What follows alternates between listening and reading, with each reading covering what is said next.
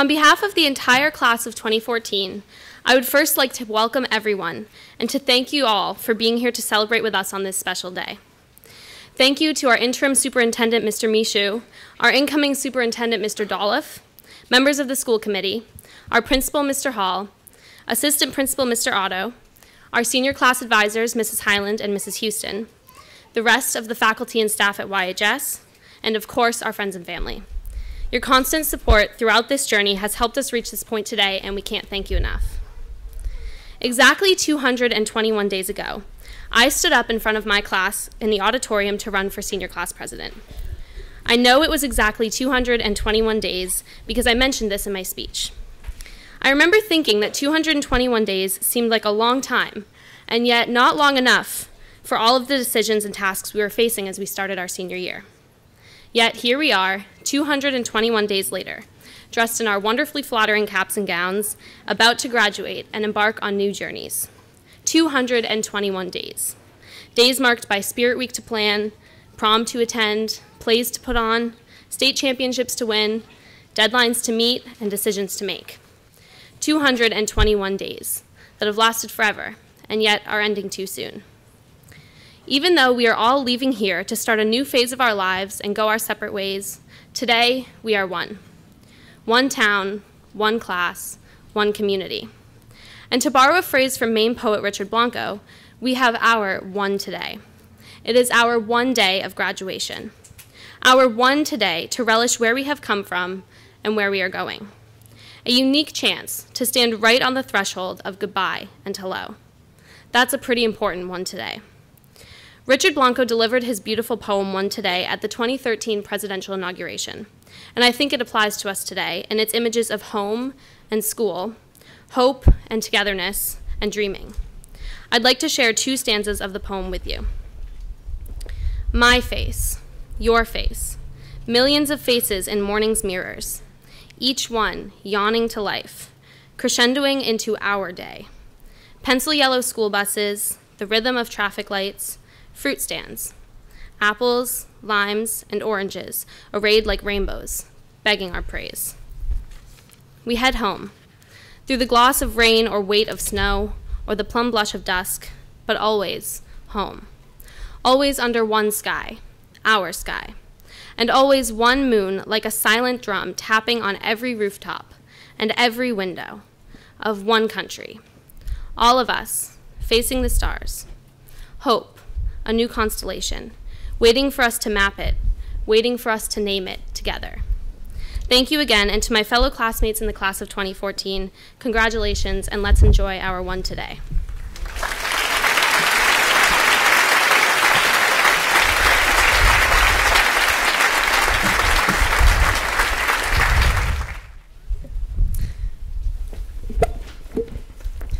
Good afternoon, everyone. Today, I want to talk with you about a journey. And not some abstract or metaphorical journey. I want to talk with you about a very real and tangible journey. Since I moved here in 7th grade, I have walked to school almost every day. The very first morning of 7th grade, I walked to school alongside my sister Lucy and my dad, over the cracked pavement of that path through the woods and through that big puddle that always used to be next to the elementary school. Everything then was new and unknown, and I did not realize then how important these steps would become for me. On the first day of 8th grade, I walked in flip-flops.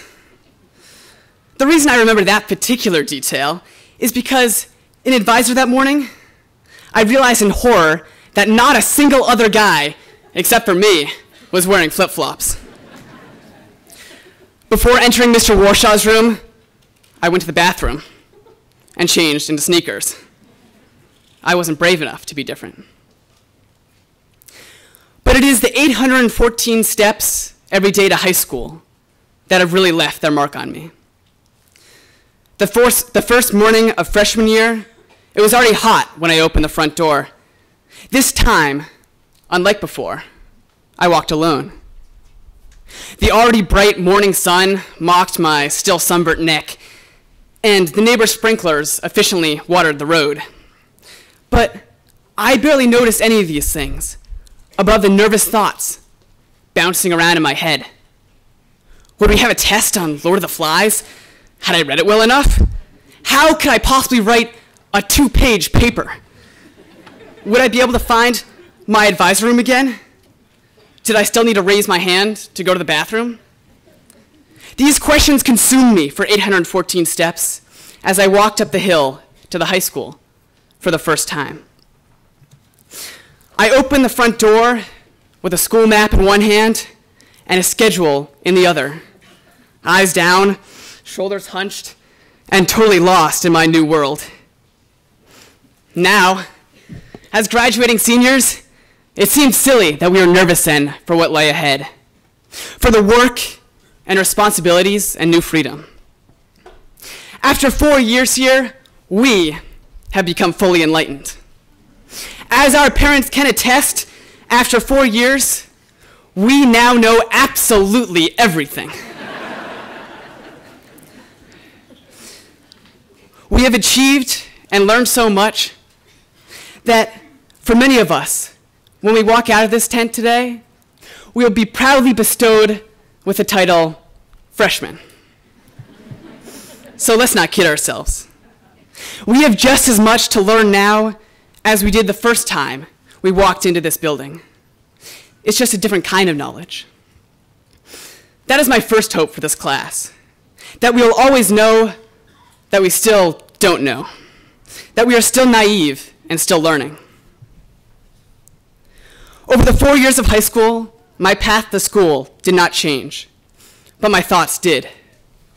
Each walk was its own distinct experience. Each had different triumphs or concerns to think about. Each gave me a time to clear my head, knowing all I really had to do was keep putting one foot in front of the other. On the morning of my AP Euro test, I walked slowly, running through the timeline one last time and turning over facts in my head, giving myself a chance to focus and be confident. On the morning after winning the Down East Sailing Championship, I walked with elation, replaying the thrilling final moments of the regatta. These beautiful walks were my time to center myself and reflect on life.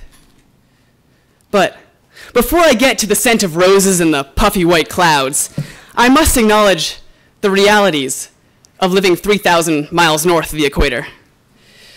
There were days walking to school when the snow came over the tops of my boots. The wind dumped the snow into my collar. When it was 16 below zero, I walked then too.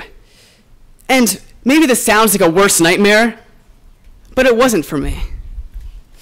These mornings, when each step itself was a battle, have been the biggest gift to me, because they've given me a sense of purpose and accomplishment, and a time to think without really thinking. Which leads me to my second hope for this class, that we each find our own time to walk. And no matter how many times we travel the same path, we always take hold of that day's journey and that day's newness. Today, I took my last 814 steps to the high school. For the last time, I turned the corner from Holbrook Road onto West Elm, and from West Elm into the high school driveway. Just now, for the last time, I stepped up onto this podium for my last chance to just talk with you. So now what? What is my next step? What are our next steps? I'm going to tell you a story that our sailing coach shared with us this spring.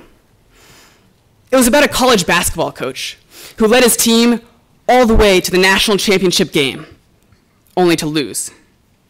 When asked whether this season was still a success, the coach replied, "I'll tell you in 20 years."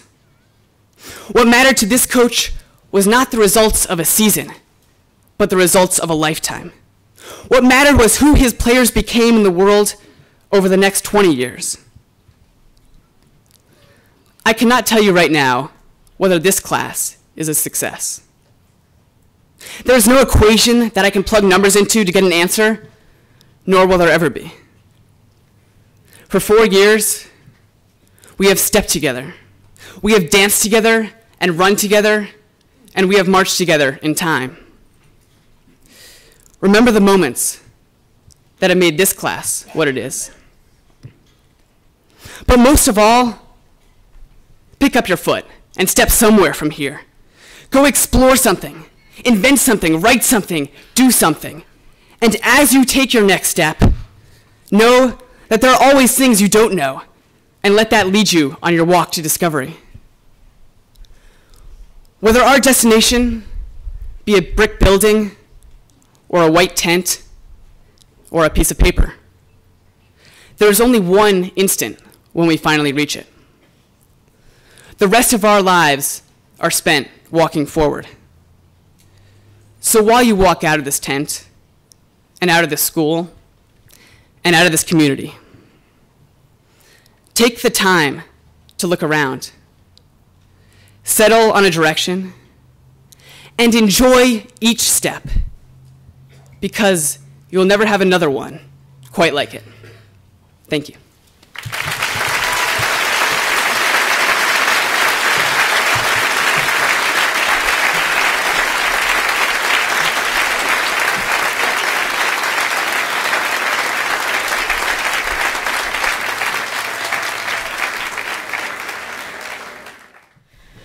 My speech today is not about unity. It's not about tips for college. It's not even going to elaborate on the classic cliche, the world is in the palm of your hand. My speech is merely an expression of gratitude for what Yarmouth High School has done for me. As many of you may know, I transferred to Yarmouth my junior year of high school. This transfer saved my life. At my old school, I had lost all hope. The social challenges I faced there made it impossible for me to live up to my full potential.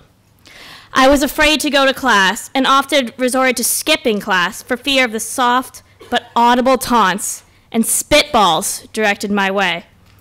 After being kicked out of 3 cliques, I sat alone in a corner for lunch every day, eating the greasy pazzo bread and contemplating dropping out of school. When I went home later, after enduring some cyberbullying, I placed my head in my hands and thought, what has happened to me? I knew I was better than this, but I could not seem to climb up the social ladder and focus on my schoolwork, no matter how hard I tried. I needed a change, a big, monumental change. I'm not going to lie. Coming to Yarmouth High School was scary. My distrust for people and my cynical view of the world kind of got in the way of me making new friends at first, and I was afraid that the bullying would start again at any moment. I waited and waited, bracing myself for rock bottom, but it never came. My downfall never came. The kids and the staff were actually pretty nice.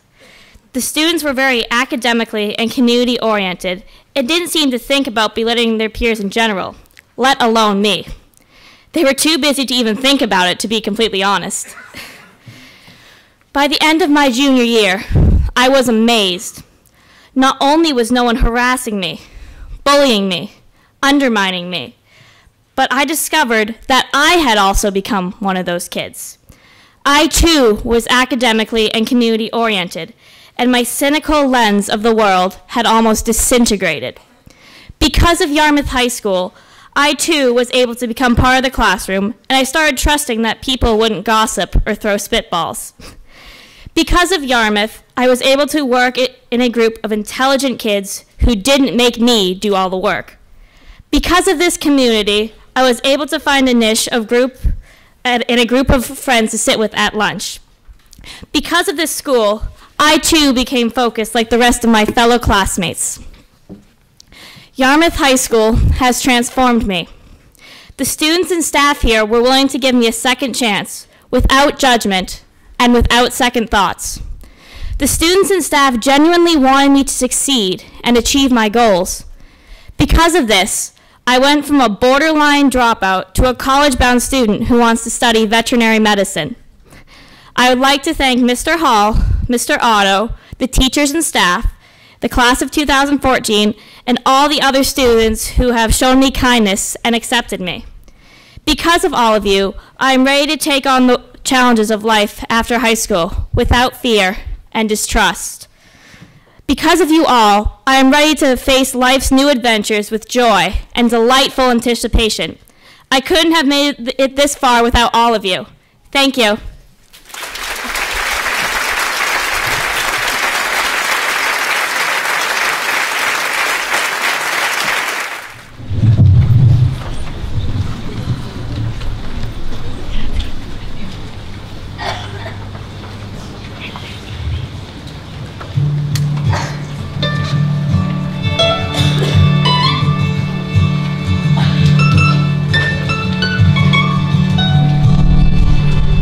You gotta leave me now. You gotta go alone. You gotta chase a dream, one that's all your own, before it slips away. When you're flying high, take my heart along. I'll be the harmony to every lonely song that you learn to play.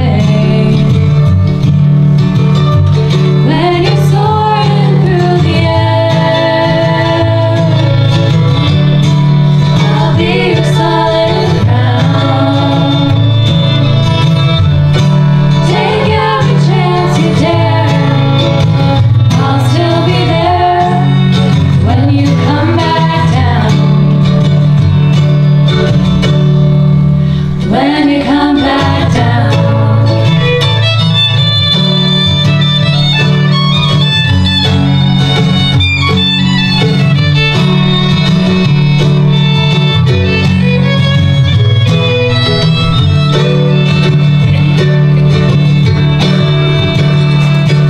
Keep looking up, awaiting your return. My greatest fear will be that you will crash and burn, and I won't feel your fire. I'll be the other hand that always holds the line, connecting in between your sweetheart and mine. I'm strung out on that wire, and I'll be on the other end to hear you when you call. Angel, you were born to fly, and if you get too high, I'll catch you when you fall. I'll catch you when you fall.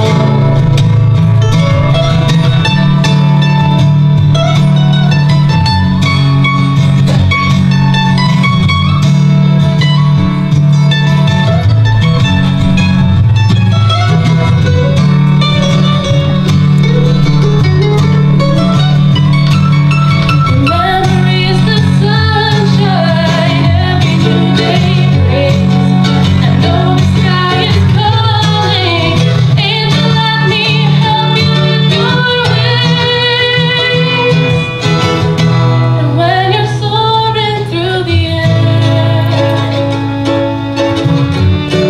I'll be your solid ground. Take every chance you dare, I'll still be there when you come back down.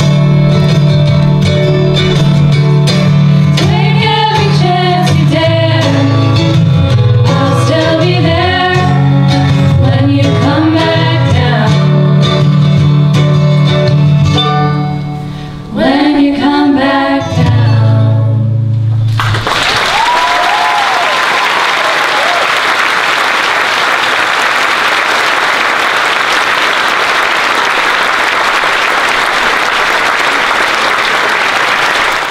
Before I begin, I'd like to say that I'm honored to offer you my remarks on this wonderful day. I know I speak for my entire class when I say that we're thrilled to have you here as an audience to our graduation. I've entitled my speech Ramblings, and I hope that at least some of it is meaningful. You know, to be honest, I've struggled to figure out what exactly I'm supposed to say to my fellow graduates as our time together comes to a close. The possibilities, it seems, are limitless. I could say something deep, or I could say something sentimental, or I could say something touching. However, in honor of all that YHS has taught me about creative thinking, I'm going to abandon the conventional. Get this, instead of basing my remarks on boring things like logic and ideas, I've decided to just ramble on until I run out of things to say. If all goes well, my speech will be an affront to intellect. It will have no central theme, and it will be nearly impossible to follow. I know that all of my teachers will be proud. My first and most immediate rambling is that I have no idea what I'm going to do when I walk out of this tent. Seriously, this is the end of my life as I know it, so I am clinging desperately to the minutes that remain. I've been a part of the Yarmouth school system for 13 years, and it will be difficult to walk away from it. Leaving Yarmouth behind will be like abandoning a part of myself. Our town is everything that I am, and it is everything that I plan to be. It is my constant desire for self-improvement. It is my moral constitution. It is my dream that with the right amount of passion, I will one day do something great. All of us graduates have been touched in some way by our town and by our school. We have all watched the fall musical with awe. We have all worn our Spirit Week colors with pride. And we have all ruthlessly and repeatedly destroyed Falmouth, Cape Elizabeth, and Greeley in competitions of all kinds.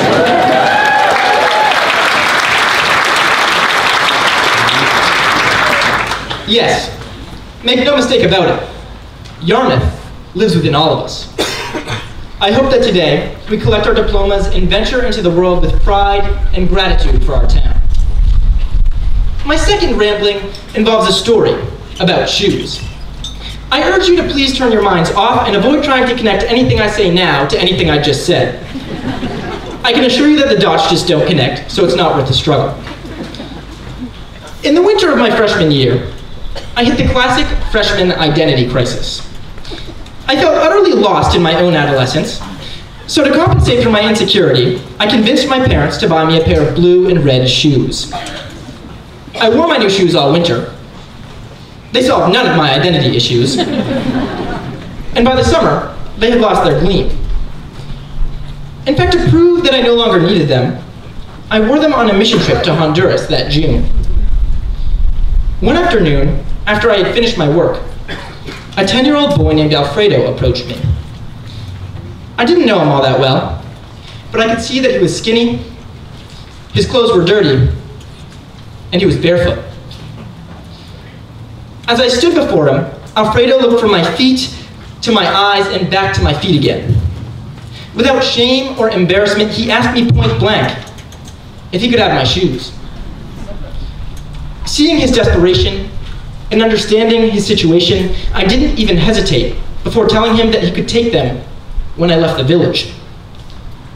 However, in the ensuing days, I remembered how stylish my shoes were when they first arrived. Although they had deteriorated over time, I found myself still clinging to the hope that they could make me cool.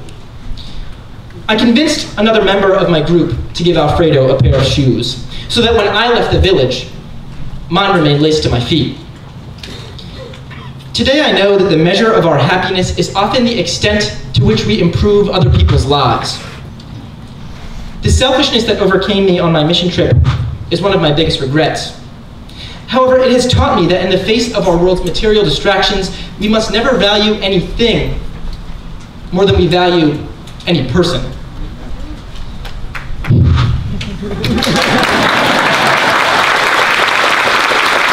Deep stuff. Even as we aspire to greatness in this world, we need to remember that kindness towards others is what will make our lives meaningful. My third and final rambling is that just as this speech makes no sense, life makes no sense. After 18 years in this world, the only thing I know is that we're all a little lost. Nobody wakes up in the morning and knows exactly what the day will bring, or exactly what his daily existence even means. Little ever goes according to plan, and often the pieces of our identities as people don't fit together perfectly. However, as we graduate, let us celebrate life's ambiguities. All of us have survived periods of uncertainty, and what lies ahead is nothing more than a question mark in the distance. Perhaps if there's one thing you take from my speech, it should be that we can't control what we come across, stumble upon, and crash into as we move forward from this place. The only thing we can control is how we respond. So as we rise and fall through life, let us remember the things that Yarmouth has taught us. Let us strive first towards kindness, and then towards greatness. Let us smile with both the ups and the downs.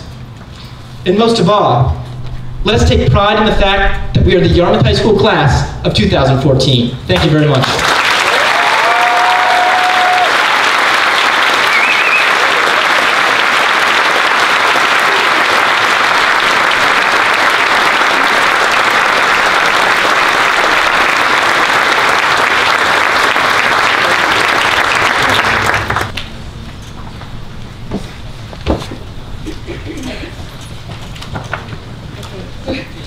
Both male and female members of the class of 2014 are strong and successful in many ways. However, the presence and activism of many of the female students is particularly visible. 5 of the 7 class council members are female, including our own president. It is for this reason I am particularly excited to be able to introduce Yarmouth High School's first female graduation speaker in many years. Kathleen Fleury grew up on Cousins Island and graduated from Yarmouth High School in 2001. She attended Middlebury College in Vermont, where she double majored in English and Spanish. After completing the Columbia Publishing course in New York City, Kathleen worked at Random House and eventually moved home to Maine to be the assistant editor at Down East magazine. 6 years later, she is the youngest and the first woman editor-in-chief in the magazine's 60-year history. She lives in Camden with her partner Noah and their 2-year-old daughter Ella, who is soon to be a big sister. Please join me in welcoming our 2014 graduation speaker, Kathleen Fleury. It's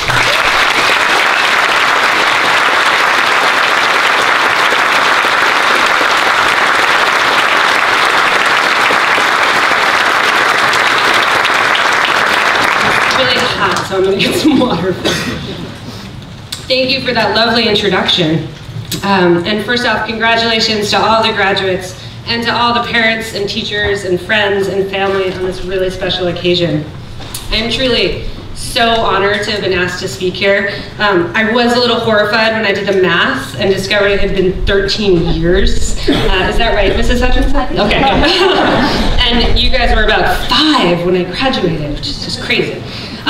So when Mary Highland, one of your class advisors, asked me for the title of my speech that I had yet to write a word of, I did what any good procrastinating writer would do. I entirely made one up. And the first thing that came to my mind is what I emailed off to Mary, and it's what you see in your program. And it's the words that Dorothy says at the end of The Wizard of Oz as she's clicking her ruby slippers together. She says, "There's no place like home." That's right. Now, don't get me wrong, graduates, I don't mean literally. This is not a speech meant to encourage you to return home in search of your parents' cooking and free housing. Really. Although arguably, there really is no place like that, and you'll discover that very soon. So the more I stared at the title at the top of this blank Word document, the more I realized that the themes from The Wizard of Oz are actually quite relevant to this moment in your life. And I promise I won't make you break into song, though you guys are so talented that might be more entertaining than anything I could say. But when I look out at you, I see 118-ish Dorothys singing Somewhere Over the Rainbow. You've outgrown the black and white home front, and you are ready for the Technicolor land of Oz. Well, actually, let's test that assumption, and it's kind of like fact-checking in a magazine world. It's always a really good thing to do. So we could all use a bit of a stretch, too, so I'm going to ask you guys a couple questions. This is for the graduates first. How many of you are really excited to be done with high school and on to the next step? And don't just raise your hand, just stand up for me. Great. Great. Yeah, good. Parents, are you guys excited? Yeah? All right, good. Good job.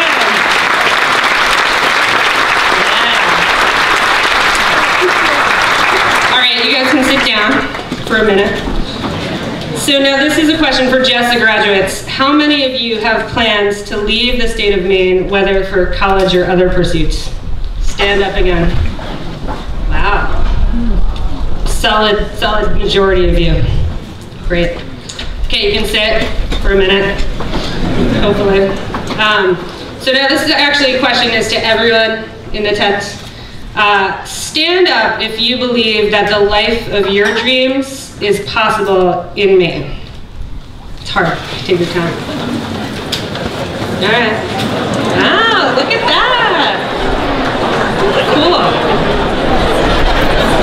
Yay, all right. Good to know. That was about half and half, I think. It's hard to gauge. I'm not sure I would have been standing up to that question 13 years ago when I sat in this spot in June of 2001. As you said, I grew up on Cousins Island. My mom taught at the middle school. I had so many of your same teachers. Mr. Biscuit, Mrs. Everett, Mrs. Rains, Mrs. Hutchinson, Mrs. Johansson, Mr. Marstall. They're like so many of them I've already seen today, and many more. I played soccer for Coach Smith.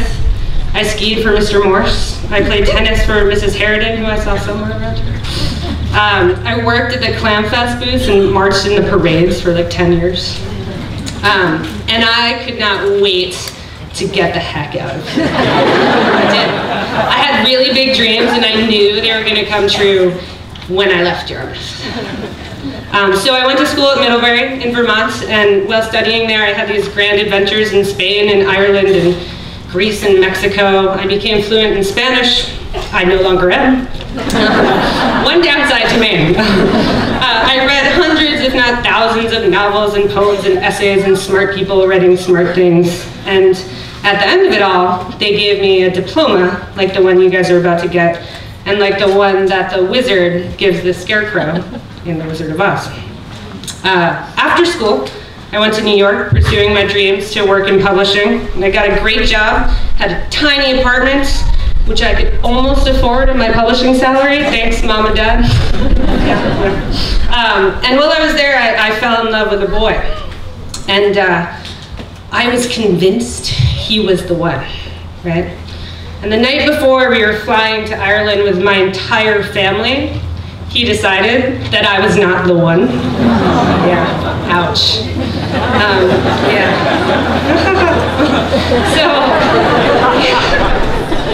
a week later, I remember riding across the Irish countryside, completely distraught, looking at this beautiful rainbow out the car window. And my dad told me in that moment that sometimes in life, you look back on what at times seems to be a horrible event or just a really tough time and say that if that never happened, I wouldn't be where I am today.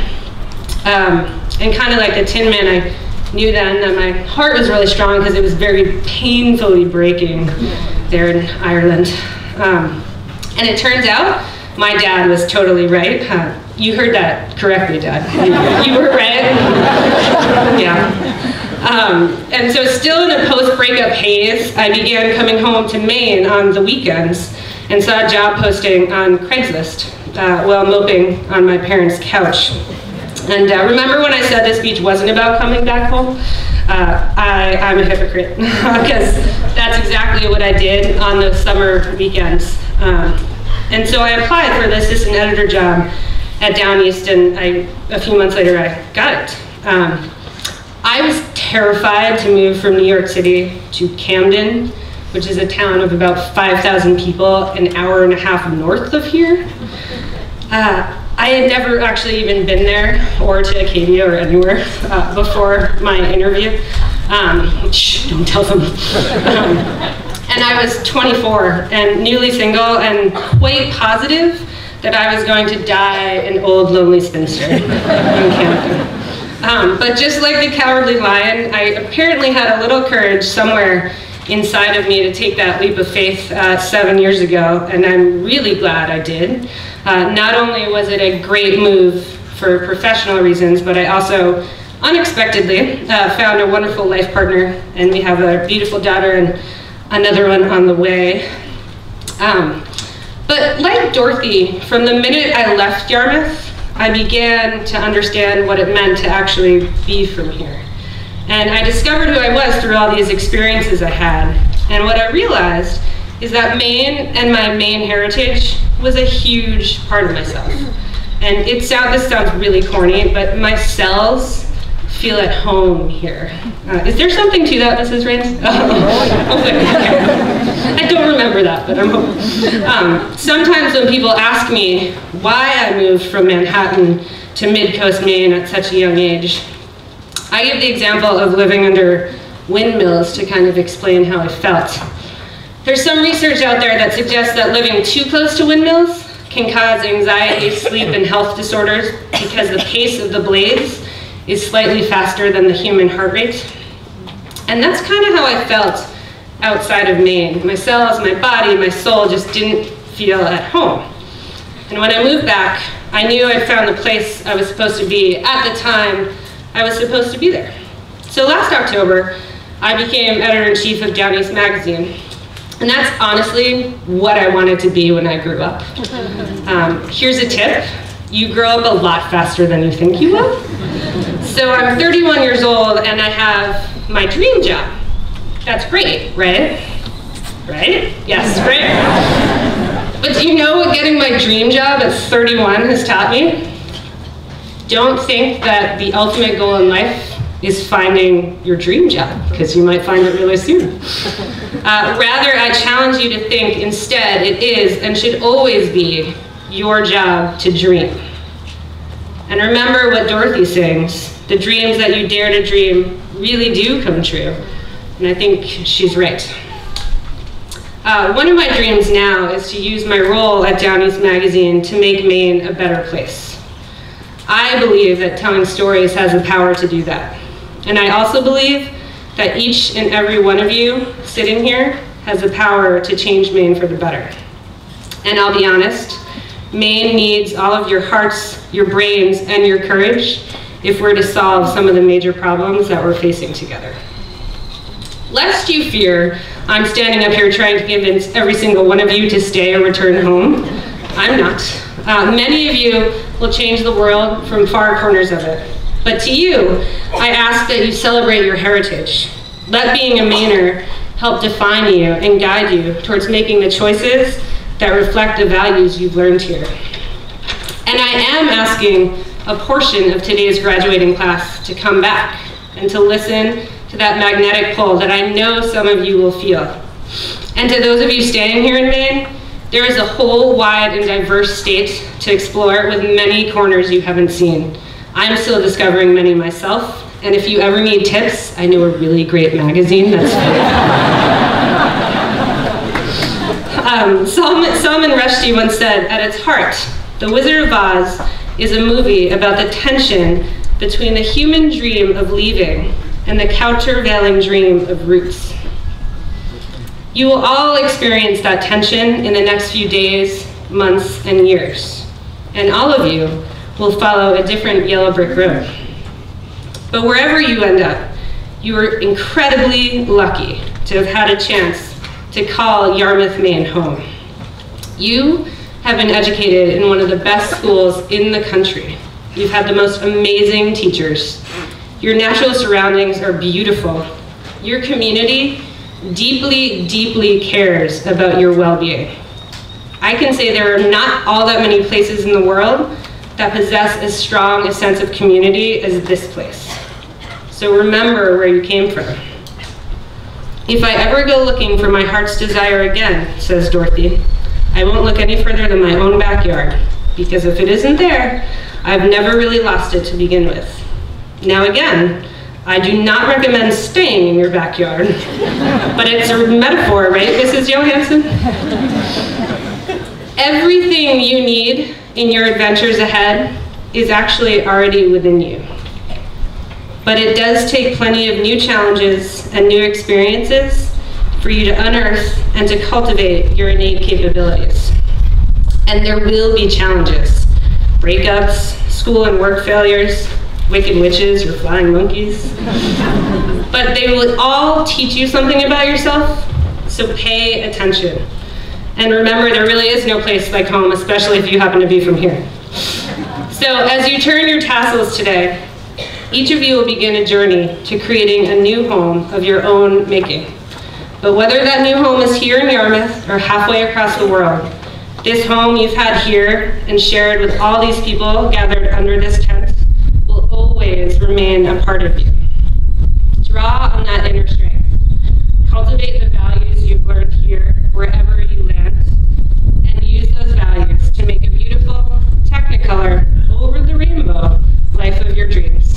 Thank you.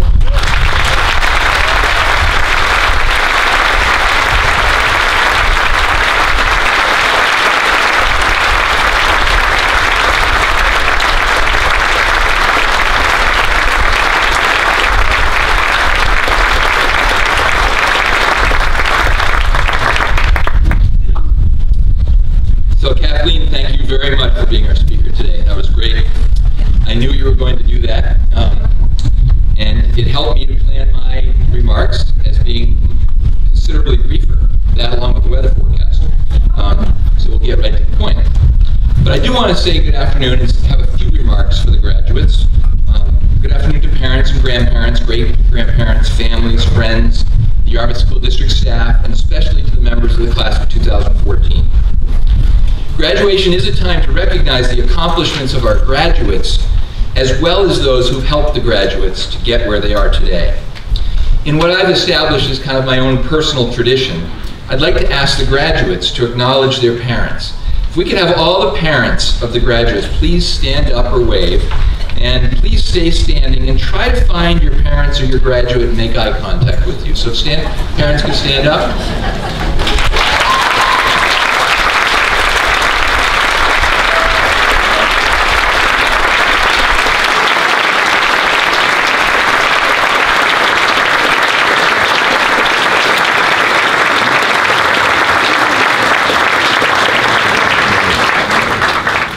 Thank you. Now I know that there's probably quite a few grandparents out there too, so if all the grandparents could now stand up and also try and make contact with your graduate.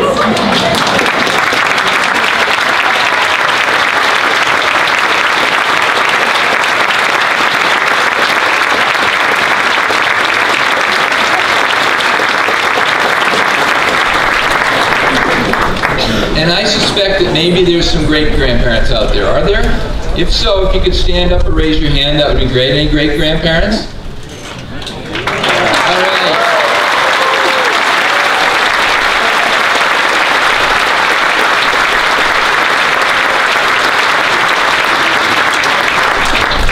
Finally, I'd like to ask all of the Yarmouth educators that are here today in the audience to stand and be recognized for their part in developing these graduates over the last year.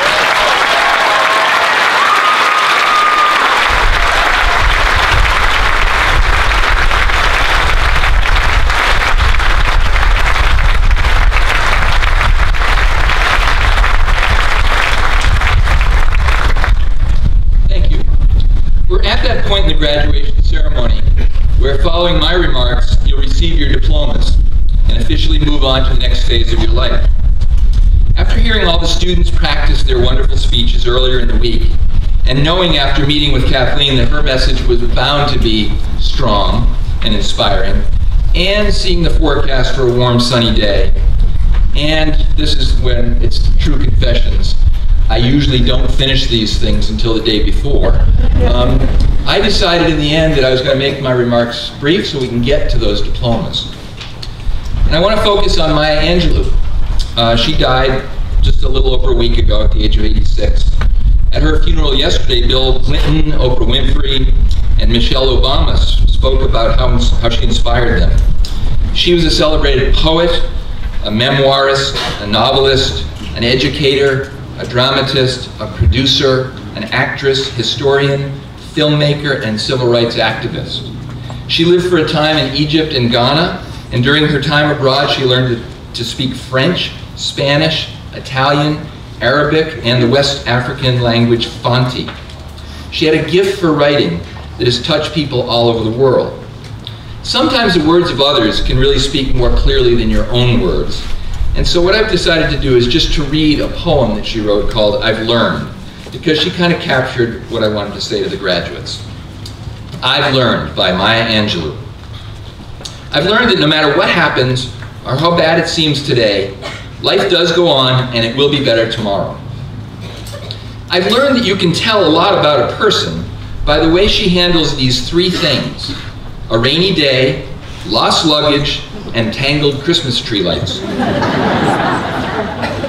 I've learned that regardless of your relationship with your parents, you'll miss them when they're gone from your life. I've learned that making a living is not the same thing as making a life. I've learned that life sometimes gives you a second chance.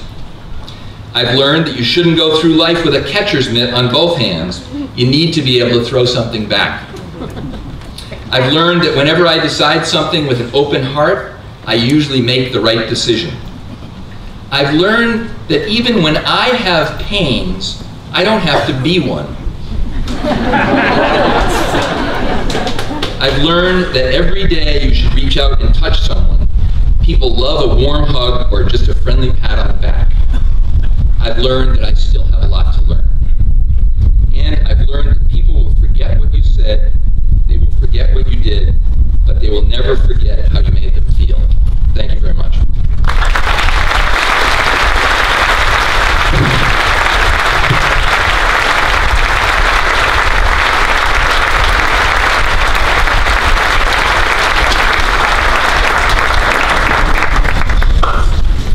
Okay, so now it's time for the graduates, and just a little explanation for those of you that have not been to a graduation ceremony here at Yarmouth High School. We give them the ability to get the walk, and we're lucky we only have 118 graduates, and so we want to make sure every single one of them gets recognized and clapped for and pictures taken and all that stuff. So we're not in the business of going fast through the names. We want you to hear every single name and clap for every single graduate. So I will let the marshals begin.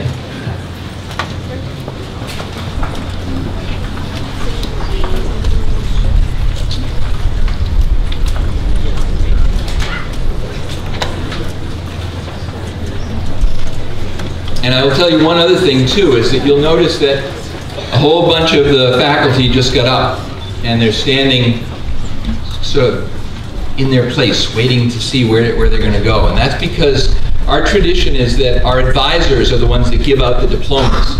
And so each student, as they come across, will be handed their diploma by their advisor. Their advisor is someone that they've been with every single morning for 4 years of high school. So that's our tradition, and we're going to get started. So, Haley Gerenzer Mather.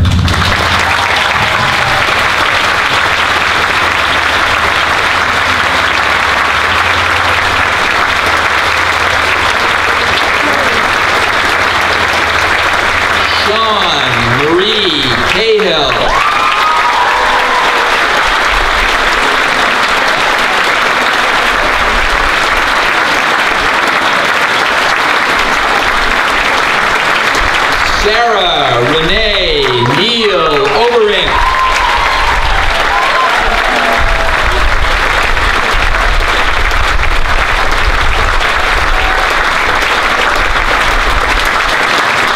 Taylor Nicole Morrison.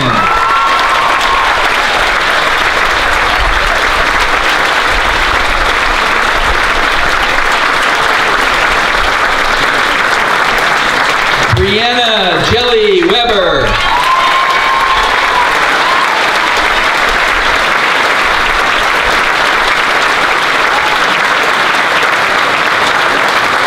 Abigail Marie Belial Haley.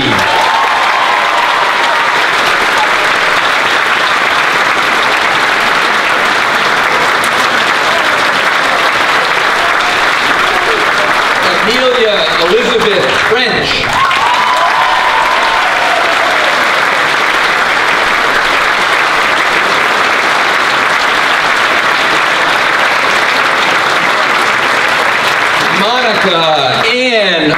Yarmouthson.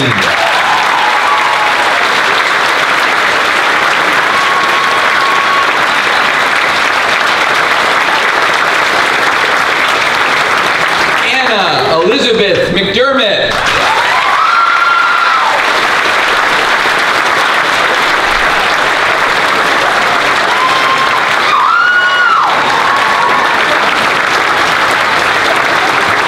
Casey Ann Austin.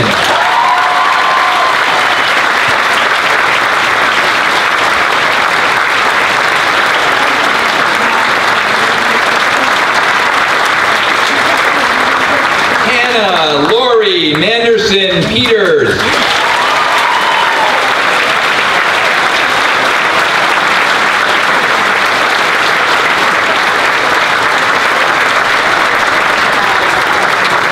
Keegan Cummings Schneider.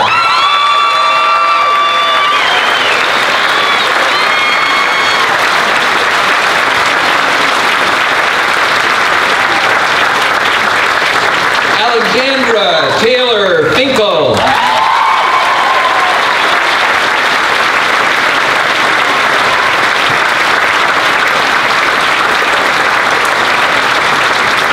Julia Yunli Beatty.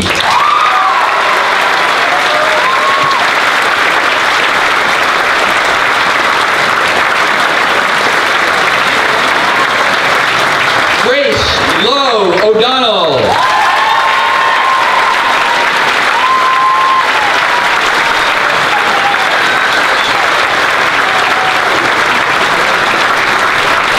Robert Maxwell Watson.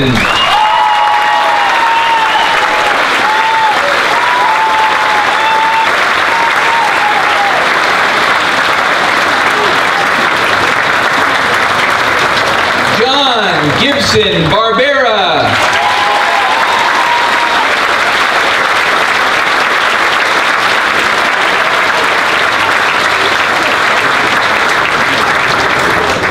Kayo Sawaya.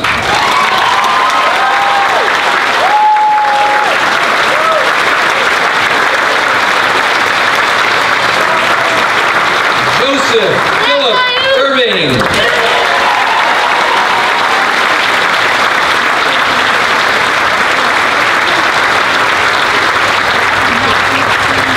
Michael Richard Salveson.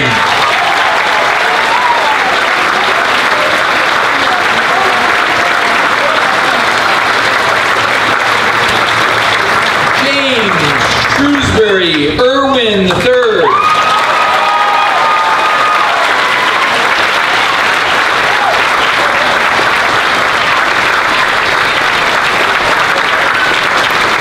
Benjamin Skill.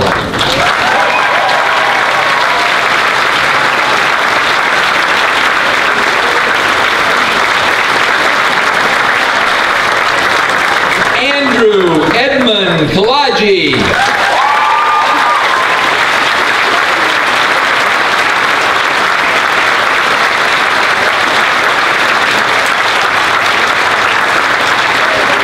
Ethan Burlock Nightingale.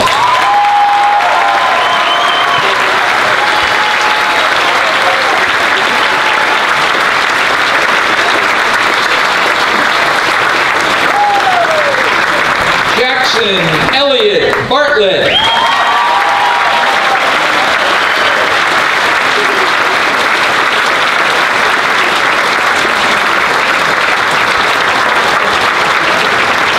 Jack Alexander Garrett.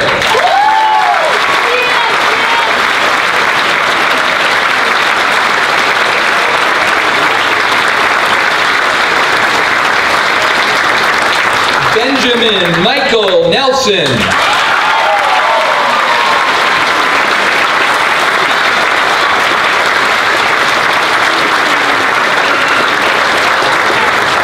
Ethan Michael Gage.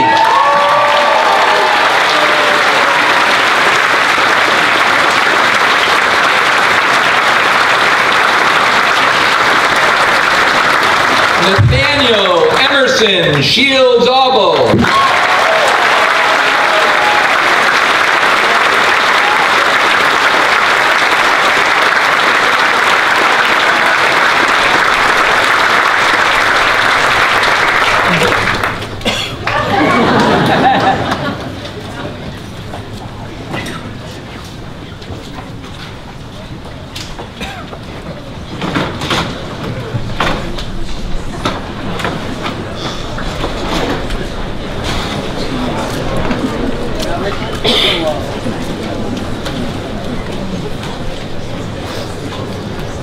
Riley O'Keefe.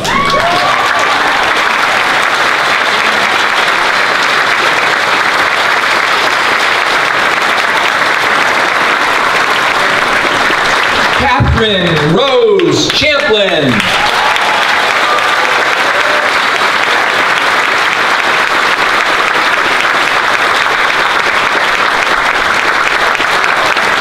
Alexis Autumn Trainer.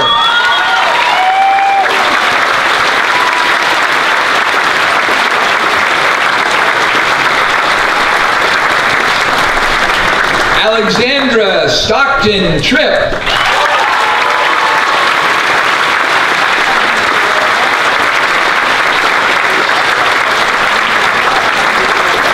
Bridget Esterbrook.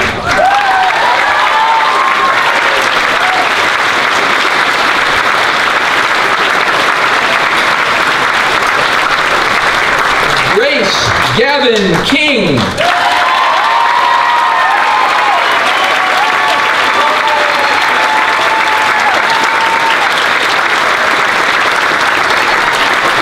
Amelia Von Salza.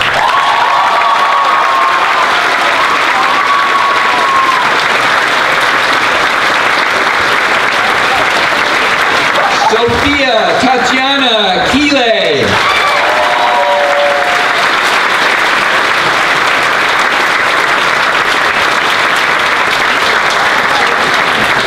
Kaylee Morton.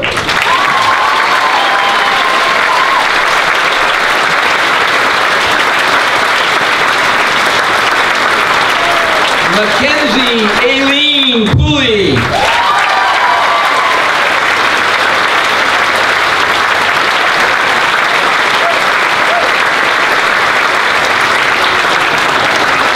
Ariel Blair Potter.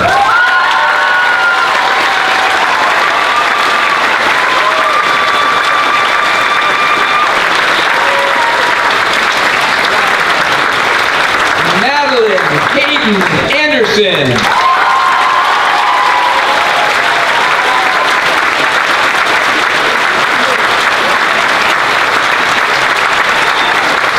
Chapin Cassidy Dorset.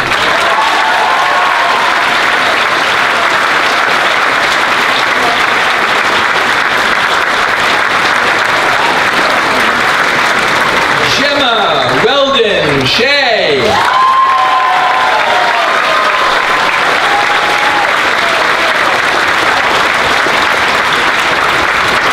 Hannah Dalfe Elric.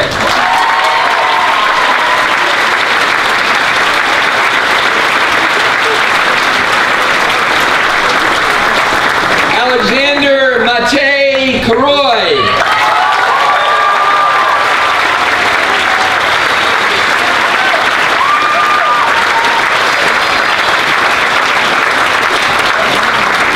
Brady David Newyard.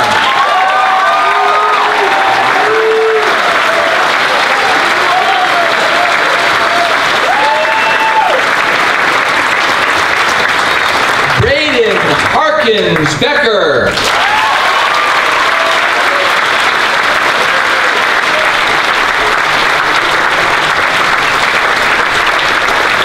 Samuel McMillan Alexander.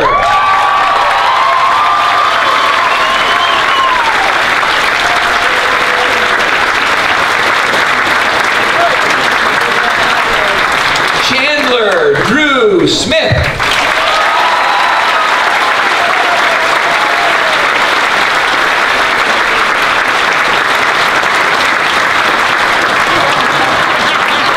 Jonathan Connor Silly.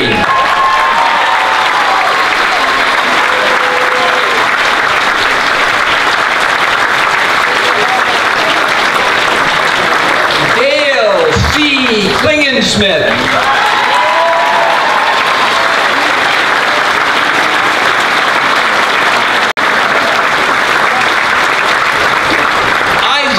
Guy Dearden.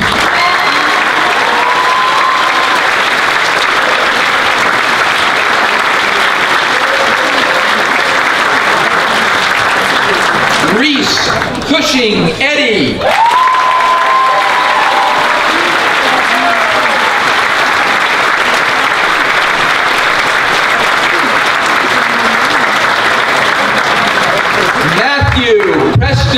Kleppinger.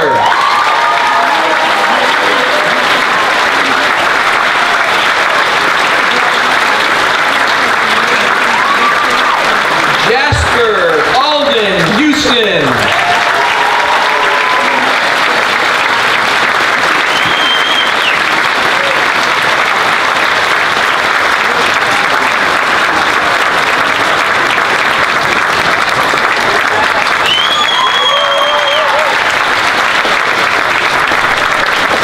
Kyle William Thomas.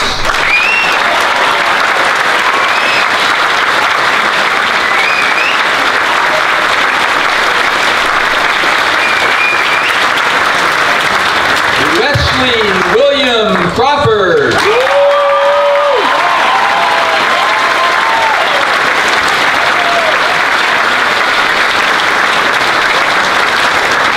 Wyatt Jeffrey Jackson.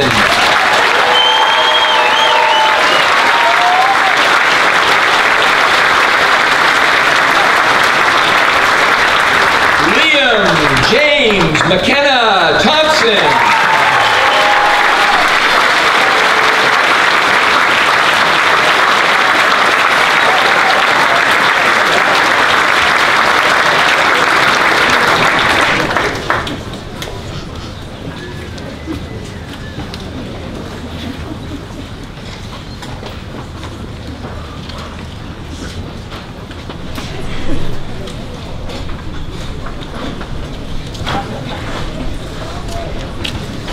Emily Weinrich.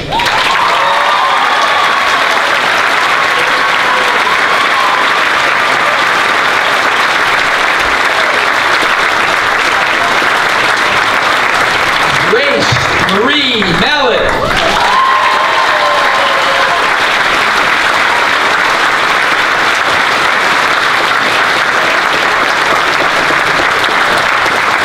Julia Rose Primo.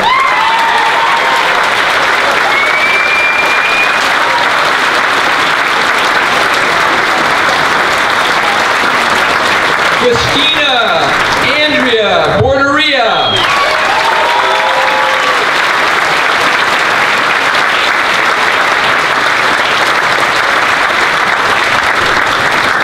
Eloise Thompson.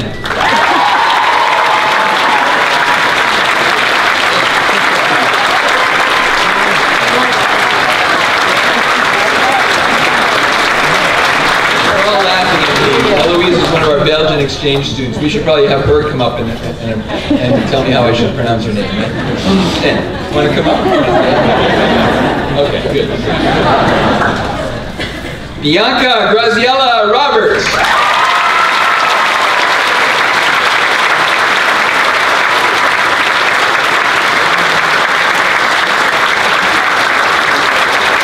Brooke Christina Buxbaum.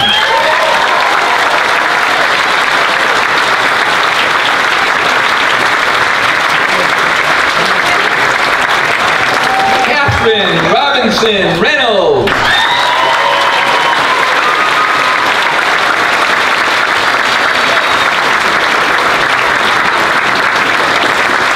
Molly Ray McGuire.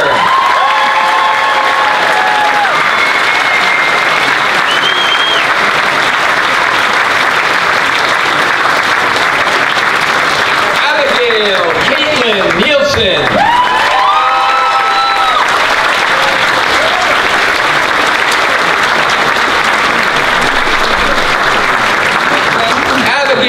Ryan Latham.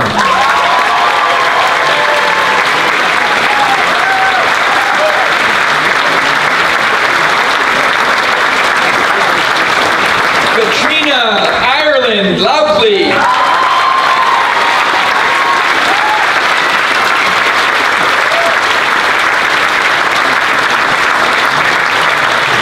Julia Elizabeth Anastas.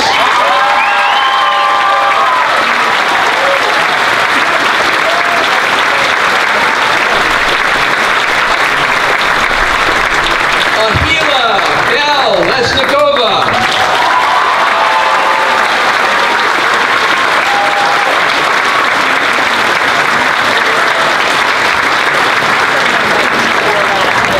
I can do better with our second Belgian exchange student, Axel Hubin.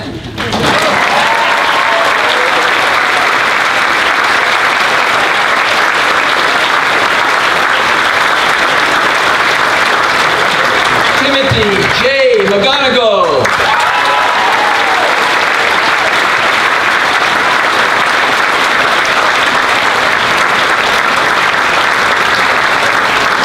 Parker Madsen Gessling.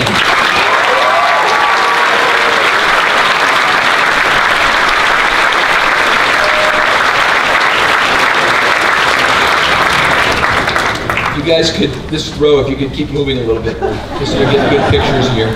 Samuel Thornton Jones.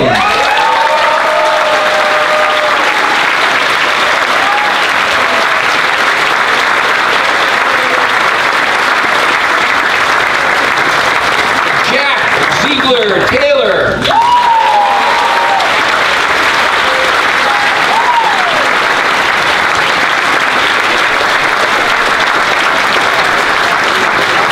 Christopher Ray Cody.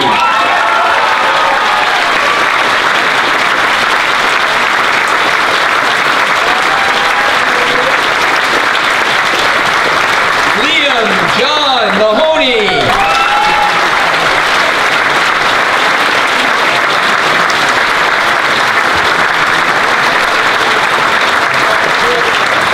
Jacob Philip Dugas.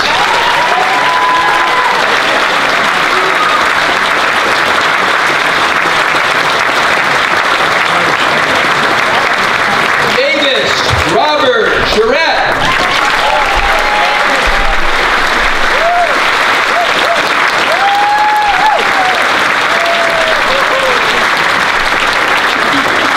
Grace Morrison.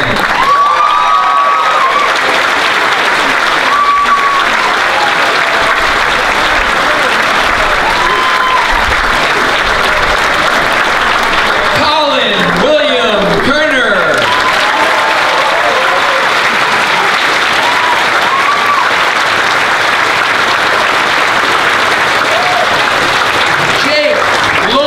Griffin.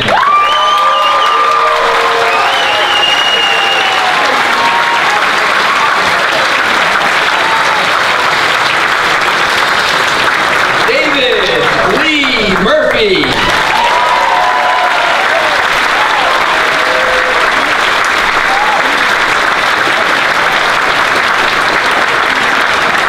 Matthew William Woodbury.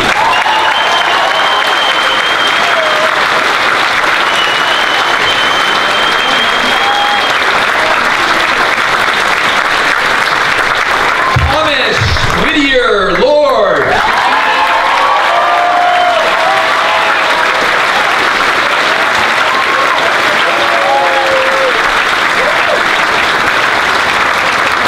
Travis John Hamry.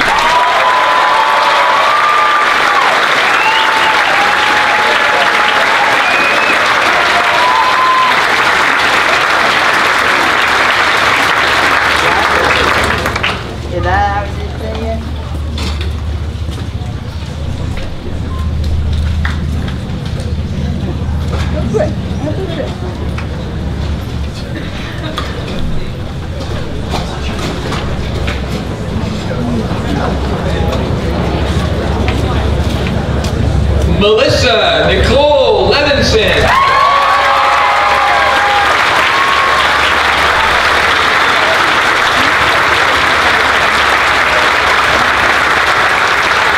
Olivia Bird Shea.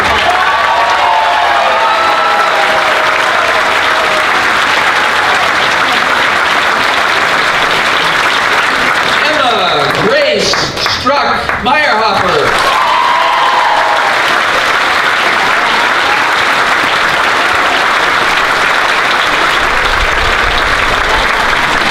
Linnea Overhaug.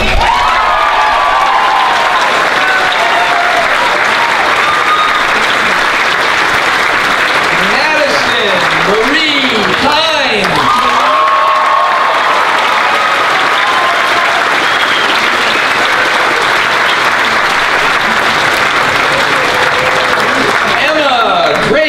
Corbett.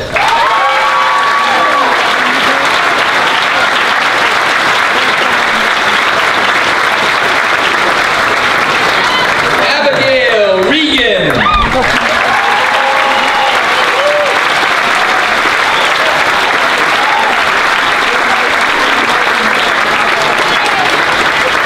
Nicole Loconte.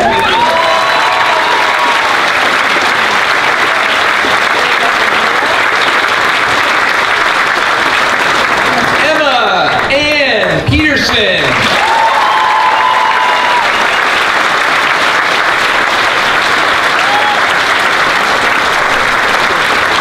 Julianne Salmon.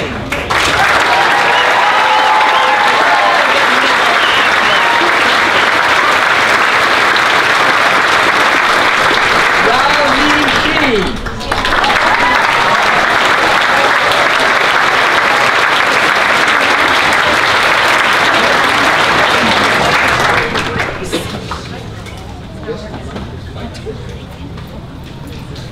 Everybody know that out there? Is that better? Okay, great. Okay. Kayla M. Store Parisi.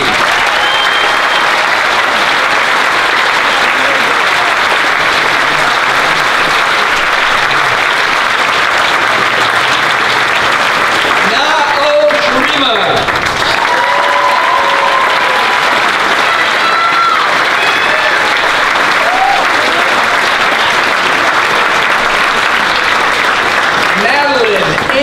Struck Meyerhofer.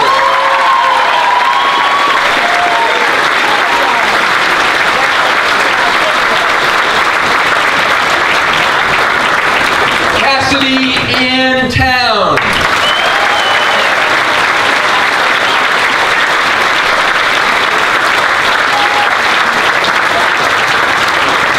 Kylie Dawn Campbell.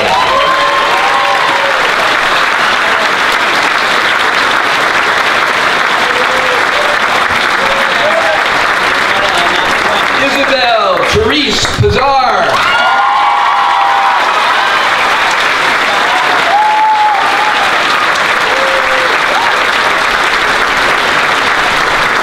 Lily Hayes Daggett.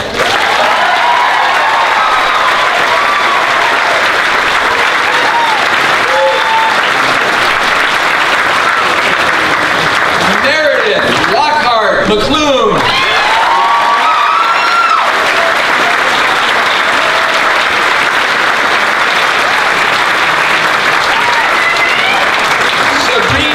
Elizabeth Flanders.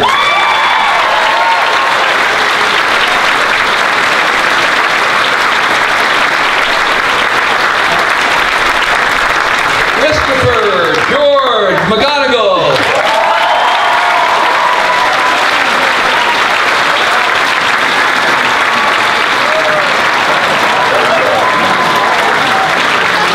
Trevor Legere.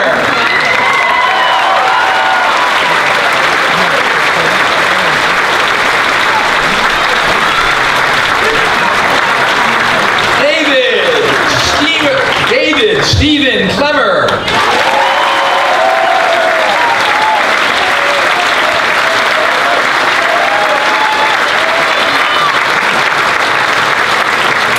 Spencer Olson.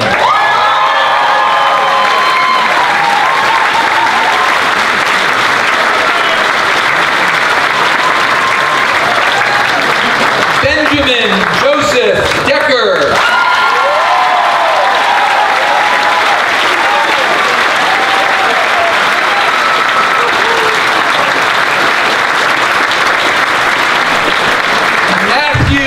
John Lamori II.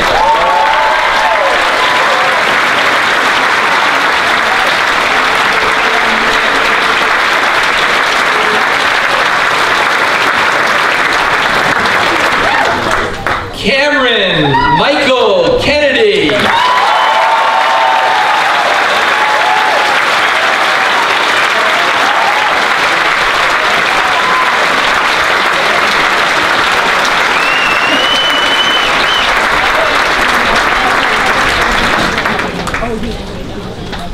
All right, how about one big round of applause for all of them?